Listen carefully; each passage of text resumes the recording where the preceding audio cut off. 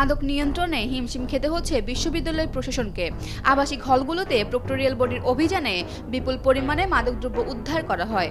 এমনকি শিক্ষার্থীরা মাদক সরবরাহকারীকে হাতে নাতে ধরে পুলিশে সোপর্দ করে। এমন বেশ কিছু ঘটনা ঘটলেও মাদক চোরাকারবারি ও মাদক সেবীদের দৌরাত্ম্যে অভয়ারণ্যে পরিণত হয়েছে বিশ্ববিদ্যালয় ক্যাম্পাস।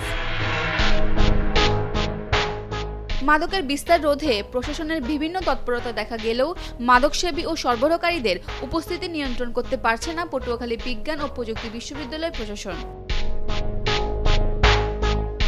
শিক্ষার্থী ও কর্মকর্তাদের সাথে সম্পর্কের খাতিরে ক্যাম্পাসে অবাধ চলাফেরা ও যাতায়াতের সুযোগ পান বহিরাগত মাদকসেবী চক্র। এতে সাধারণ শিক্ষার্থীদের একটা অংশ ক্রমান্বয়ে মাদকাসক্ত হয়ে পড়েছে। আমরা অবশ্যই একটা মাদকমুক্ত ক্যাম্পাস চাই, যেখানে যারা মাদকসেবী অলরেডি আছে তারা যেন এখান থেকে বের হয়ে আসে এবং আমাদের ক্যাম্পাসে যারা নতুন এসেছে তারা যেন কোনোভাবেই এই খারাপ জিনিসটার সাথে কোনোভাবে পরিচিত না হয়। আর আমরা আশা করছি প্রশাসন এ বিষয়ে খুবই কঠোর থাকবে। পটুয়াখালী বিজ্ঞান ও প্রযুক্তি বিশ্ববিদ্যালয় যে সমস্যাটি সবচেয়ে বেশি ফেস করেছে সেটা হলো মাদক। যখন প্রথম সেমিস্টারে একজন শিক্ষার্থী ভর্তি হওয়ার পরে পরিবারের কাছ থেকে আসে কোমলমতি শিক্ষার্থী বিশ্ববিদ্যালয়ের র্যাগিং থেকে শুরু করে বিভিন্ন অপচর্চার মাধ্যমে গেস্টরুম কালচার, যার পরিপ্রেক্ষিতে ছাত্রনেতারা তাদের রাজনৈতিক স্বার্থে বিভিন্নভাবে কোমলমতি শিক্ষার্থীদের হাতে মাদক ধরিয়ে দেয়। মাদক অভিযানে উপজেলা প্রশাসন কাজ করছে বলে জানান দুমকি উপজেলা নির্বাহী অফিসার মোহাম্মদ শাহিন মাহমুদ। তবে বিশ্ববিদ্যালয়ের ব্যাপারে প্রশাসন সরাসরি হস্তক্ষেপ করে না বলেও জানান তিনি। আমাদের এখানে খুব সেন্সিটিভ একটা বিষয়, আমাদের একটা ইউনিভার্সিটি আছে, তো সেখানের বিষয়টা হচ্ছে যদি ইউনিভার্সিটির ভিতরে কেউ ধরা পড়ে সেক্ষেত্রে প্রথাগতভাবে প্রক্টর স্যার তাকে ধরে থানায় সোপর্দ করবেন।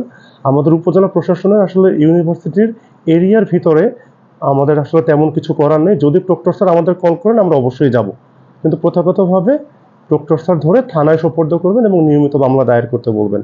এর বাইরে আকস্মিক অভিযানে যদি উপজেলা নির্বাহী অফিসার বা সহকারী কমিশনার ভূমির সামনে কিছু পড়ে বা আমরা অভিযানে গিয়ে কিছু পাই, আমরা তাৎক্ষণিক ব্যবস্থা গ্রহণ করি। সবাই একযোগে কাজ করলে বিশ্ববিদ্যালয়কে মাদক মুক্ত করা সহজ হবে বলে জানান ছাত্র বিষয়ক উপদেষ্টা অধ্যাপক ডক্টর জিল্লুর রহমান। বিশ্ববিদ্যালয়কে মাদক মুক্ত করার নানা উপায়ে আমরা কাজ করে যাচ্ছি।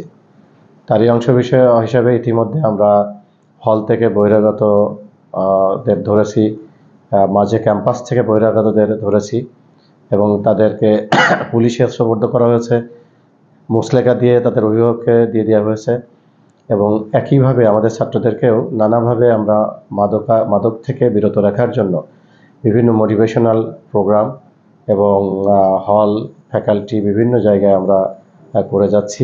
অন্যদিকে মাদকের বিরুদ্ধে জিরো টলারেন্স নীতি ঘোষণা করেছে বিশ্ববিদ্যালয় প্রশাসন। যারা মাদকসেবী তাদের তালিকা করার মধ্যে দিয়ে তাদেরকে মোটিভেশনাল প্রোগ্রামে এনে সাইকিয়াট্রিস্টদের মাধ্যমে কাউন্সেলিং করে তাদেরকে আমরা সুস্থ জীবনধারা নিয়ে এসে তাদের জন্য পড়ালেখার উন্নতি হয়, রেজাল্ট ভালো হয়, সে ব্যাপারে আমরা যত্নবান। আমরা যদি মাদককে জিরো টলারেন্স দেখাতে চাই সেক্ষেত্রে ছাত্র, কর্মকর্তা, কর্মচারী, আমার শিক্ষক মণ্ডলী সকলকে একযোগে কাজ করতে হবে। যখন আমরা আমাদের চাওয়া, আমাদের ডিজায়ার, আমাদের ডেস্টিনেশন এক হবে তখনই আমরা সফলতার মুখ দেখতে পাবো।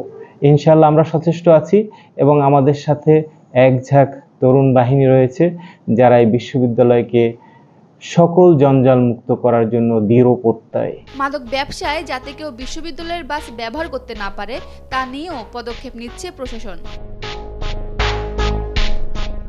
সাব্বির হোসেনের পাঠানো তথ্যচিত্রে ডেস্ক রিপোর্ট, ফারজানা আমিন, কালের কণ্ঠ।